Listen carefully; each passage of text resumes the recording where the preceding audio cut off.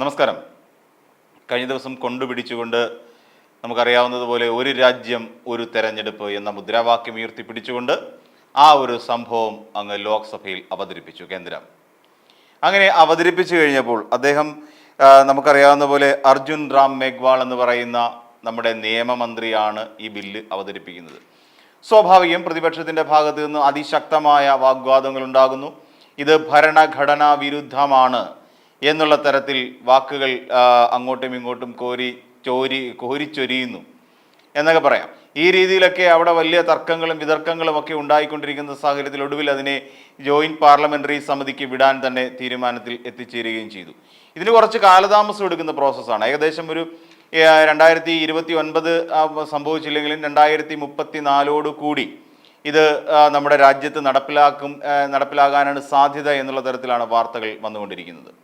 ഇതിലേറ്റവും അധികം ശ്രദ്ധിക്കേണ്ട ഒരു കാര്യമുണ്ട്. അതായത് ഒരു ബില്ല് പാർലമെന്റിൽ പാസ്സാക്കണമെന്നുണ്ടെങ്കിൽ അതിൽ 2/3 ഭൂരിപക്ഷം ആളുകൾ അതിനെ പിന്തുണച്ചുകൊണ്ട് രംഗത്ത് വരണം. ആ ഒരു സാഹചര്യം ഉണ്ടെങ്കിൽ മാത്രമേ അവിടെ ആ ബില്ല് പാസ്സാക്കി എടുക്കാൻ സാധിക്കുകയുള്ളൂ. നമുക്കറിയാവുന്ന പോലെ അവിടെ സംഭവിച്ചത് എന്ന് വെച്ച് കഴിഞ്ഞാൽ ഭരണപക്ഷത്തുള്ള 20 എംപിമാർ ആ ബില്ലവതരണ സമയത്ത് വിട്ടുനിന്നു എന്നുള്ളതാണ്. വളരെ പ്രസക്തമായ ചില കാര്യങ്ങളാണ്. അതിൽ നമുക്കറിയാം മന്ത്രിയുണ്ട്, നിതിൻ ഗഡ്കരിയുണ്ട്, അതോടൊപ്പം തന്നെ ജ്യോതിരാദിത്യ സിന്ധ്യയുണ്ട്, അതോടൊപ്പം ചന്ദന താക്കൂറുണ്ട്. അങ്ങനെ തുടങ്ങി 20ഓളം വരുന്ന പ്രധാനപ്പെട്ട BJP എംപിമാർ, ഭരണകക്ഷി എംപിമാർ ഈ പറയുന്ന ബിൽ അവതരണത്തിൽ നിന്നും മാറി നിന്നു. വോട്ട് ചെയ്യാൻ ഞങ്ങൾക്ക് താല്പര്യമില്ല എന്നാണ് അതിൻ്റെ സൂചന. അല്ല എന്നുണ്ടെങ്കിൽ ഇത് ഇങ്ങനെ ഒരു ബില്ല് അവതരിപ്പിക്കുന്നതിനോട് ഞങ്ങൾക്ക് താല്പര്യമില്ല, അതൊരു തെറ്റായ തീരുമാനമാണ് കേന്ദ്ര സർക്കാർ എടുക്കാൻ പോകുന്നത് എന്നുള്ളതിൻ്റെ ഒരു മുന്നറിയിപ്പ് എന്നുള്ള നിലയിൽ തന്നെ നമുക്ക് ഇവരുടെ ആ ഒരു സമീപനത്തെ കാണാൻ സാധിക്കും. അതായത് ഞങ്ങൾക്ക് ആർക്കും ഇതിൽ താല്പര്യമില്ല, നിങ്ങൾ ചെയ്യുന്നെങ്കിൽ ചെയ്തോളൂ, പക്ഷേ ഞങ്ങൾ വോട്ട് ചെയ്യാൻ വരില്ല എന്നുള്ള തരത്തിൽ. അതേസമയം കർശന നിർദ്ദേശം ഈ നിതിൻ ഗഡ്കരി അടക്കമുള്ള എല്ലാ എംപിമാർക്കും BJP കേന്ദ്ര നേതൃത്വം നൽകിയിരുന്നതാണ്. നിങ്ങളെല്ലാവരും ഇതേ ദിവസം കൃത്യമായി അവിടെ ഹാജരുണ്ടായിരിക്കണം. എല്ലാവരും സമ്മതിച്ച് പിരിഞ്ഞു പോയതാണ്. ഒടുവിലാണ് ഈ 20 എംപിമാർ പാലം വലിച്ചത്. ഇതോടുകൂടി BJP ആകെ പ്രതിസന്ധിയിലാകുന്നു. കാര്യം വളരെ വേഗത്തിൽ പാസ്സാക്കിയെടുക്കാൻ, അതുകൊണ്ട് തന്നെയാണ് അത് JPCക്ക് വിടാനുള്ള ഒരു തീരുമാനമാകുന്നത്. എത്രയും വേഗം ഈ ഒരു ബില്ല് നടപ്പിലാക്കിയെടുക്കണം. ഇതോടുകൂടി സംസ്ഥാനത്തെ ഫെഡറലിസം തന്നെ, അല്ല രാജ്യത്തെ ഫെഡറലിസം തന്നെ തകരുകയാണ് സംഭവിക്കുക.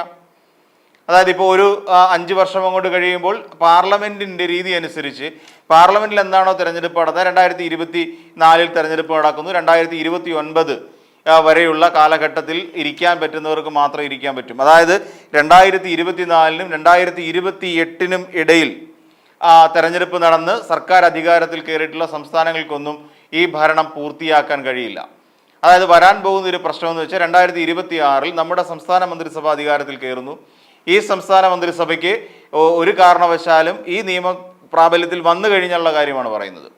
അങ്ങനെ വന്നു കഴിഞ്ഞാൽ ഇതിന് കാലാവധി പൂർത്തിയാക്കാൻ കഴിയാത്ത സാഹചര്യം വരും. അങ്ങനെ വീണ്ടും സംസ്ഥാനം ഒരു തെരഞ്ഞെടുപ്പിനെ അഭിമുഖീകരിക്കേണ്ടി വരും എന്നുള്ളതാണ് ഒരു പ്രധാന പ്രതിസന്ധിയായി നിൽക്കുന്നത്. നമുക്കറിയാം, ഇപ്പോൾ ലോക്സഭാ തെരഞ്ഞെടുപ്പിന് തൊട്ടു പിന്നാലെ ഏകദേശം 6 മാസത്തിന് ശേഷം നമ്മുടെ സംസ്ഥാനത്ത് നടന്ന ഉപതെരഞ്ഞെടുപ്പുകളിൽ പൊതുവെ ഒരു കോട്ടമുണ്ടായിട്ടുണ്ട്. ആ കോട്ടം എന്ന് പറഞ്ഞാൽ തെരഞ്ഞെടുപ്പിൻ്റെ പോളിംഗ് ശതമാനം കുറഞ്ഞു എന്നുള്ളതാണ്. ഇതിൽ നിന്നും മുച്ചൂട് നമുക്ക് മനസ്സിലാക്കാൻ പറ്റുന്ന, അല്ലെങ്കിൽ പ്രാഥമികമായി നമുക്ക് മനസ്സിലാക്കാൻ പറ്റുന്ന ഒരു കാര്യം, ജനങ്ങൾക്ക് അടുത്തടുത്തുണ്ടാകുന്ന തെരഞ്ഞെടുപ്പുകളോട് ഒരു വൈമുഖ്യം തോന്നി തുടങ്ങി എന്നുള്ള തരത്തിലുള്ള ഒരു നിരീക്ഷണം ഈ സമയത്ത് ഉണ്ടാവുകയും ചെയ്തിരുന്നു. അപ്പം വീണ്ടും ഒരു തെരഞ്ഞെടുപ്പ് കഴിയുന്നു, ആ തെരഞ്ഞെടുപ്പിലെ മന്ത്രിസഭ താഴെ വീഴുന്നു. അപ്പം ഇവർ തുടങ്ങി വെച്ച പല പദ്ധതികളും പൂർത്തിയാക്കാൻ വീണ്ടും അടുത്തൊരു തെരഞ്ഞെടുപ്പിന് ശേഷം മാത്രമേ സാധിക്കുകയുള്ളൂ. അപ്പോൾ അങ്ങനെ തുടങ്ങിയ നിരവധി പ്രതിസന്ധികൾ ഈ സാഹചര്യത്തിൽ നിലവിലുണ്ട്. പിന്നെ അതോടൊപ്പം ഇവരെ തെരഞ്ഞെടുപ്പ് അട്ടിമറിക്കാനുള്ള തരത്തിലുള്ള ഏതെങ്കിലും ശ്രമങ്ങൾ നടന്നാൽ അത് വിജയകരമായി ഓരോ സംസ്ഥാനങ്ങളിലും കൊണ്ട് സാധ്യമാക്കാനും സാധിക്കും. ഇങ്ങനെ വരുന്ന നിരവധിയായ പ്രശ്നങ്ങൾ, പ്രതിസന്ധികൾ ഇതിനുള്ളിലുണ്ട്. അപ്പോൾ ഇങ്ങനെയുള്ള കാര്യങ്ങളെ മനസ്സിലാക്കാതെയാണ് പലപ്പോഴും, അല്ലെന്നുണ്ടെങ്കിൽ ഇതിന് ഈ ഒരു തരത്തിലൂടെ എങ്ങനെ രാഷ്ട്രീയ നേട്ടം ഉണ്ടാക്കാൻ കഴിയും എന്നുള്ളതാണ് ശരിക്കും BJP ചിന്തിക്കുന്നത്. BJP അല്ലെങ്കിൽ കേന്ദ്ര സർക്കാർ ചിന്തിക്കുന്നത്, BJP എന്ന് തന്നെ പറയുന്നതാവും ശരി. ഇതേ തെരഞ്ഞെടുപ്പ് ഇങ്ങനെ ഉണ്ടാകുന്ന സംസ്ഥാന തെരഞ്ഞെടുപ്പിന് വരുമ്പോൾ ഒരു ചെലവ് നടക്കുന്നു. പിന്നെ ഈ പറയുന്ന ലോക്കൽ സെൽഫ് അതായത് തദ്ദേശ സ്വയംഭരണ തെരഞ്ഞെടുപ്പ് നടക്കുന്നു, അതിനൊരു ചെലവ് വരുന്നു. അതിനുശേഷം ലോക്സഭാ തെരഞ്ഞെടുപ്പ് വരുന്നു, അതിന് ഒരു ചെലവ്. ഇങ്ങനെ 3 ഘട്ടങ്ങളിലായി രാജ്യത്തിനുണ്ടാകുന്ന ചെലവുകളെ നിയന്ത്രിക്കുന്നതിന് വേണ്ടിയിട്ടാണ് അത്രേ ഈ രീതിയിൽ ഒരു മാറ്റം കൊണ്ടുവരാൻ ശ്രമിക്കുന്നത് എന്നാണ് പറയപ്പെടുന്നത്.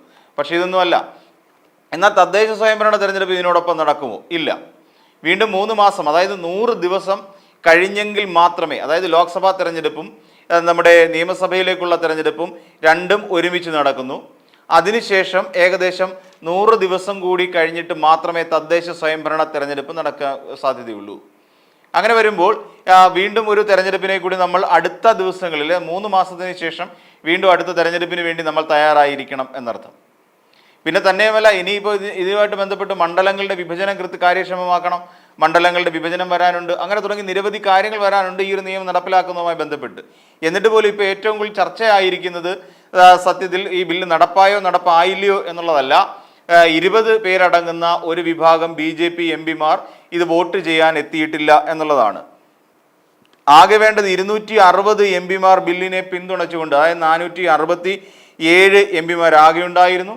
അതിൽ 260 MP-മാർ മാത്രമാണ് ബില്ലിനെ പിന്തുണച്ചുകൊണ്ട് ബില്ല് വോട്ട് രേഖപ്പെടുത്തിയത്. അപ്പോൾ ഇങ്ങനെ നീങ്ങുന്നു കാര്യങ്ങൾ. പക്ഷേ ഇപ്പോൾ ചെയ്യാൻ പോകുന്നത് നിതിൻ ഗഡ്കരി അടക്കമുള്ള നേതാക്കൾക്ക് വിശദീകരണം ആവശ്യപ്പെട്ടുകൊണ്ട് BJP കേന്ദ്ര നേതൃത്വം ഇടപെട്ടിട്ടുണ്ട്. അവർ വിശദീകരണം നൽകണം, എന്തുകൊണ്ട് വന്നില്ല എന്നുള്ള കാര്യം. അതോടൊപ്പം ഇവർക്കെതിരെ നടപടി സ്വീകരിക്കാനുള്ള നീക്കവും നടന്നു വരുന്നുണ്ട് എന്നുള്ളതാണ് അറിയാൻ കഴിയുന്നത്. സത്യത്തിൽ ഈ MP-മാരുടെ മാറ്റത്തെക്കുറിച്ച്, അല്ലെങ്കിൽ MP-മാർ മാറി നിന്നതിനെക്കുറിച്ച് സത്യത്തിൽ കേന്ദ്രത്തിൽ വലിയ തിരക്കിട്ട് പിടിച്ച ചർച്ച നടന്നുകൊണ്ടിരിക്കുകയാണ്. അതും ഇതുപോലെയുള്ള വളരെ പ്രസക്തിയുള്ള ഒരു വിഷയത്തിൻ്റെ പുറത്ത് കാട്ടിയത് തീർത്തും MP-മാരുടെ ഭാഗത്തു നിന്നുണ്ടായ പാർട്ടിയോടുള്ള കൂറില്ലായ്മ, നീതികേടാണ് എന്ന് കാണുന്നവരും വിശദീകരിക്കുന്നവരുമുണ്ട്.